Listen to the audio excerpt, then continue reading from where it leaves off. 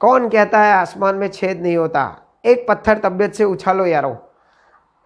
दोस्तों मेरा नाम है Vasant Shah and today I am discussing with you about case study of Mamaearth. आपने बहुत सारे मॉल्स में या रिटेल स्टोर्स में मामा अर्थ की प्रोडक्ट्स देखी होगी, यूज़ की होगी, इसके रिजल्ट और टेस्टिमोनियल भी अवेलेबल है। लेकिन आखिर ये सिंपल सी कंपनी 7,500 करोड़ की कंपनी कैसे बनी, इसके पीछे मेरी ये केस स्टडी बहुत ही इंटरेस्टिंग है दोस्तों।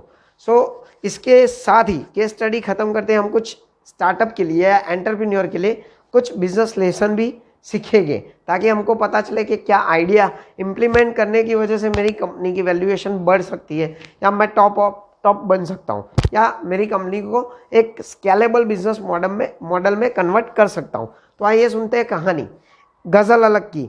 गज़ल अलग सरनेम अलग होने की वजह से वो कोई अलग नहीं थी। गुरुग्राम के गज़ल और वरुण अलग सिंपल माँ बाप थे, सिंपल हस्बैंड वाइफ, जिनके घर पे एक बच्चा पैदा हुआ जिसका नाम रखा गया अगस्त। अब इनके आश्चर्य के बीच, जैसे हर एक माँ बाप की इच्छा होती है अपने बच्चों की अच्छी परवरिश करें, तो जब गज़ल अलग अपने बेटे अगत्य को कोई भी प्रोडक्ट लगाती थी, चाहे बेबी ऑयल हो, मॉइस्चराइज़र हो या एनीथिंग, या बेबी शैम्पू या नहाने का सोप, लेकिन इंडिया की कोई भी प्रोडक्ट इस बच्चे को सूट नहीं होती थी। इसकी स्किन कंडीशनिंग जन्म से ऐसी थी। तो ये माँ बाप सोच में पड़ गए। अब कुछ रिलेटिव्स से बात करके उन्हें फॉरेन से कुछ महंगी प्रोडक्ट्स इंपोर्ट करनी पड़ी। तब गज़ल अलग ने पीछे घुमा के लेबल देखा कि इसमें आखिरकार कौन से इंटीग्रेडिएंट्स पाए जाते हैं, और गूगल सर्च किया और इसमें इंटरेस्ट लेना शुरू किया। तो इनके आश्चर्य के बीच शॉकिंग न्यूज़ और ब्रेकिंग न्यूज़ ये था कि 1500 ऐसी हानिकारक प्रोडक्ट जो बाहर के देशों में बैन की गई है, वो इंडिया के प्रोडक्ट्स में बेरोक टोक यूज़ होती है। ये सुन के, ये समझ के, सोच के हस्बैंड वाइफ को आश्चर्य हुआ। उन्होंने सोचा कि बाहर एक प्रॉब्लम सॉल्विंग आइडिया का जन्म हुआ। तब जन्म हुआ इनके मन में एक ऐसी कंपनी खड़ा करने की सोच आई जिसका नाम था मामा अर्थ। मामा अर्थ मतलब मम्मी की दुनिया। ये मामा अर्थ लॉन्च हुई 25 लाख रुपए के सीड कैपिटल से, जो बहुत ही कम था, लेकिन 25 लाख के कैपिटल से उन्होंने अपनी प्रोडक्ट्स की रेंज शुरू की। 6 प्रोडक्ट से इन लोगों ने स्टार्ट किया। आज तो बहरहाल 150 प्रोडक्ट हो गई है और 7,500 करोड़ का टर्नओवर है। लेकिन क्या इनकी जर्नी आसान थी? क्या लोग अच्छी खासी ब्रांड को छोड़ के ये प्रोडक्ट यूज़ कर सकते हैं? अमेरिका की नैन्सी को अच्छी खासी ब्रांड वाली प्रोडक्ट्स यूज़ करके ही कैंसर हो गया। तो चौंका देने वाली खबर थी ना। तो इन लोगों ने क्या किया, जो भी बिना हानिकारक किसी भी इंटीग्रेडिएंट्स यूज़ किए बिना, या तो वो सल्फर फ्री या टॉक्सिक फ्री होनी चाहिए। और इनका यूएसपी था कि वो अपनी प्रोडक्ट को टॉक्सिक फ्री, सल्फर फ्री बनाएंगे।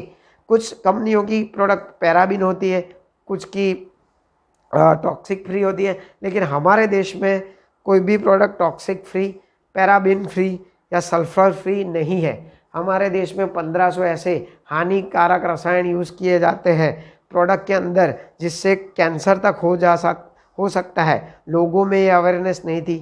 तो वरुण और गज़ल ने कंपनी के संस्थापक हैं, ये एंटरप्रेन्योर है, जिन्होंने 25 लाख की सीड्स कैपिटल से मामा अर्थ की शुरुआत की। लेकिन जर्नी क्या दोस्तों आसान थी। गज़ल अलग ने सर्वे किया, वरुण अलग ने सर्वे किया, इनकी टीम जहाँ नहीं पहुँचना था वहाँ सब जगह पे पहुँच गई। हर एक जगह पे हर एक कस्टमर से रिव्यू और ऑनलाइन पोल लेना शुरू किया। हमारी प्रोडक्ट कैसी है, इसमें इम्प्रूवमेंट क्या कर सकते हैं, आपको ये प्रोडक्ट कैसी लगी। कुछ तो दिक्कतें ऐसी है कि प्रोडक्ट्स बहुत महंगी है, लेकिन दोस्तों एक चीज़ हमेशा याद रखिए, सोना हमेशा सस्ता नहीं होता, सोना हमेशा ही महंगा होता है।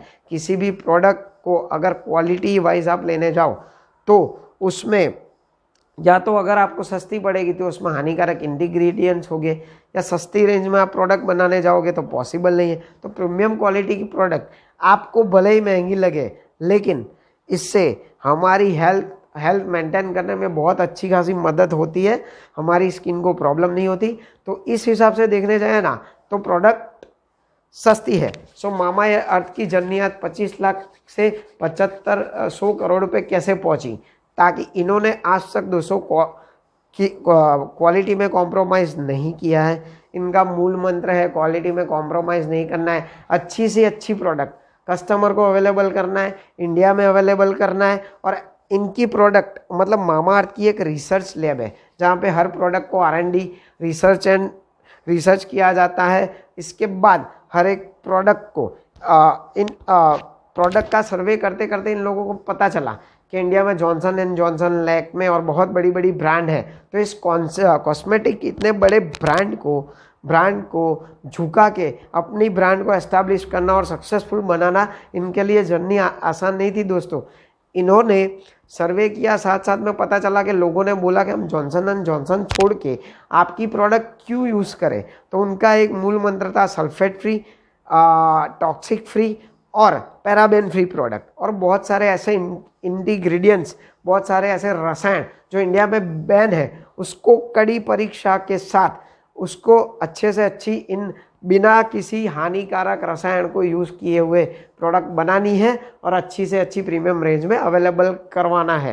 तो उनके जीवन के मूल मंत्र है क्वालिटी में कोई कॉम्प्रोमाइज़ करना नहीं है, चाहे भले ही थोड़ी बहुत कीमत बढ़ानी पड़े, प्लस लोगों की हेल्थ के साथ कॉम्प्रोमाइज़ नहीं करना है। प्लस एक चीज़ इन्होंने की कि ऑनलाइन उनका मार्केट हिस्सा, जब लॉकडाउन था तो उनको ये फ़ायदा मिला कि लोग ऑनलाइन खरीदने लगे, लेकिन उन्होंने अपनी प्रोडक्ट्स को ऑनलाइन तक सीमित नहीं रखा। अभी तक 2000 स्टोर में उन्होंने अवेलेबल करवाया है। अभी आप बड़े बड़े मॉल में या स्टोर्स में इनकी प्रोडक्ट, मामाअर्थ की प्रोडक्ट पा सकते हो। उसके बाद डिस्ट्रीब्यूटर डीलर को भी दिया। उसके बाद इनका टारगेट है नेक्स्ट 10,000 घरों में, मतलब 10,000 मॉल्स में इन प्रोडक्ट्स को पहुंचाना है। मतलब इन्होंने अपना ऑनलाइन बिजनेस सीमित ना रख के ऑफलाइन बिजनेस भी किया है। सो आज की स्टार्टअप जर्नी से कुछ चीज़ें या कुछ मंत्र सीखने लायक है। नंबर 1, कुछ अलग करो। दूसरा, आपकी प्रोडक्ट में यूनिक सेल्स पॉइंट होना चाहिए, मतलब आपकी प्रोडक्ट में ऐसी कोई यूएसपी होनी चाहिए जो दूसरी प्रोडक्ट से आपको अलग करे। तीसरा, आपको ब्रांड में टिकना है तो अवेयरनेस लानी पड़ेगी, क्वालिटी, लोगों को एजुकेट करो। लोगों को एजुकेट करने से बहुत बड़ा मार्केटिंग कोई नहीं है। एक दूसरा किस्सा बताता हूँ। शिल्पा शेट्टी को, क्योंकि इनको पता चल गया था कि अभी ब्रांड धीरे धीरे बड़ी हो गई है, इसको और ज़्यादा बड़ी करने के लिए सेलिब्रिटी के साथ टाई अप करके ब्रांड को एंडोर्समेंट करना पड़ेगा। तो शिल्पा शेट्टी के साथ जब इनकी बात चल रही थी मामाअर्थ की ब्रांड एम्बेसडर शिल्पा शेट्टी को बनाने के लिए, तब शिल्पा शेट्टी को ये प्रोडक्ट पर्सनली यूज़ करके इतनी पसंद आई कि इसने खुद इस प्रोडक्ट में 2 से 2.5 करोड़ रुपए का इन्वेस्ट किया है दोस्तों। तो आज तक एशिया में या इंडिया में या वर्ल्ड में ऐसा कोई किस्सा नहीं हुआ है जो मामाअर्थ के साथ हुआ है कि किसी सेलिब्रिटी को इनकी प्रोडक्ट इतनी पसंद आ गई कि ब्रांड एम्बेसडर तो छोड़ो, वो सेलिब्रिटी खुद इस प्रोडक्ट में इन्वेस्टर बन जाती है। क्या अजय देवगन विमल पान मसाला खाता है? नहीं। क्यों नहीं खाता है? क्योंकि उसका उस प्रोडक्ट पे कन्विक्शन नहीं है जितना शिल्पा शेट्टी को कन्विक्शन आया। कोई भी बंदा चाहे किसी भी प्रोडक्ट का मार्केटिंग कर रहा हो, चाहे वो बहुत बड़ी सेलिब्रिटी हो और ब्रांड एम्बेसडर हो, लेकिन खुद अगर यूज़ नहीं करे तो समझ लो कि उसका इस प्रोडक्ट पे कन्विक्शन पावर कितना बढ़िया है। शिल्पा शेट्टी खुद यूज़ करे और खुद इन्वेस्टर बन गए तो सोचो कि इस प्रोडक्ट पे उसका भरोसा कितना होगा। और शिल्पा शेट्टी का या सेलिब्रिटी का भरोसा आने के बाद कितने सारे लोगों ने मामाअर्थ यूज़ करना शुरू कर दिया। तो ब्रांड एक्सपांडेबल मोड में या आपका बिजनेस इतना बड़ा सस्टेनेबल मोड में क्यों चला गया, इतना एक्सपांड क्यों हो गया? क्योंकि पहली बात, आप लोगों ने नंबर 1, मामाअर्थ ने कभी क्वालिटी में कंप्रोमाइज़ नहीं किया, हानिकारक कोई रसायन डाल के प्रॉफिट मेकिंग कंपनी नहीं बनाई। फिर भी इनकी कंपनी प्रॉफिट मेकिंग है। 2017 में 200 करोड़ का प्रॉफिट बुक करवाया है और 7,500 करोड़ का कंपनी का वैल्यूएशन है। बिना कोई भी हानिकारक रसायन यूज़ किए बिना इन्होंने प्रोडक्ट बनाया है। नंबर 3, इन्होंने ना क्वालिटी में कॉम्प्रोमाइज़ किया है, ना प्राइस में कॉम्प्रोमाइज़ किया है, ना ही हेल्थ वाइज।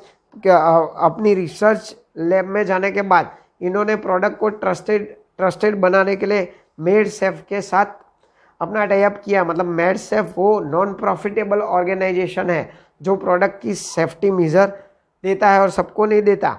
बहुत कड़ी जांच करने के बाद ही मेड सेफ आपकी कोई भी प्रोडक्ट स्किन पे लगाने लायक है कि नहीं है, उसका अप्रूवाइजेशन सर्टिफिकेट आपको बहुत कड़ी जांच अपनी रिसर्च लैब में करवाने के बाद मामा अर्थ की रिसर्च लैब में एक बार प्रोडक्ट जांच होने के बाद, मेड सेफ के रिसर्च लैब में जाने के बाद, कड़े निरीक्षण के बाद 8000 इंटीग्रेडिएंट्स हानिकारक बिना यूज किए हुए, क्वालिटी में बिना कंप्रोमाइज किए हुए इंडिया में ये प्रोडक्ट मामा अर्थ ने लॉन्च किए, जो बहुत बड़ी बात है। यही गजल अलग शार्क टैंक में जज बन के आ रही है।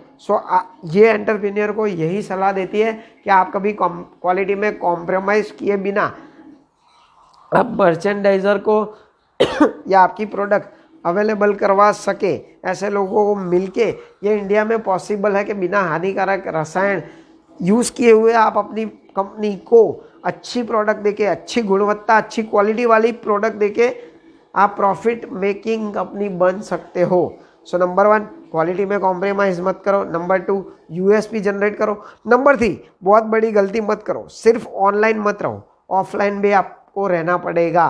क्योंकि अगर मार्केट में आपको अपना कैपिटलाइजेशन बना के रखना है, मार्केट में पेनिट्रेशन बना के रखना है, मार्केट में कुछ अलग दिखना है और हमेशा प्रॉफिट मेकिंग कंपनी बना के रखना है, गिरना नहीं है मार्केट से, तो ऑनलाइन और ऑफलाइन दोनों रहना पड़ेगा। चौथा, सबसे बड़ी माउथ पब्लिसिटी एक ही है और वो है कस्टमर खुद यूज़ करके आगे रेकमेंड करे। सो आपको कस्टमर के साथ डायरेक्ट कनेक्ट करना है, सर्वे करना है, कस्टमर से खुद मिलना है और अपनी प्रोडक्ट में इम्प्रोवाइजेशन करते रहना है। सीखो, सिखाओ, लाइव बनाओ। मैं ऐसे बहुत सारे केस स्टडीज़ की सीरीज़ बना रहा हूँ।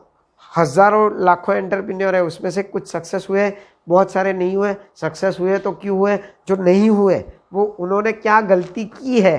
नई सीरीज़ के साथ मैं आऊँगा, तब तक के लिए good bye. Thank you so much.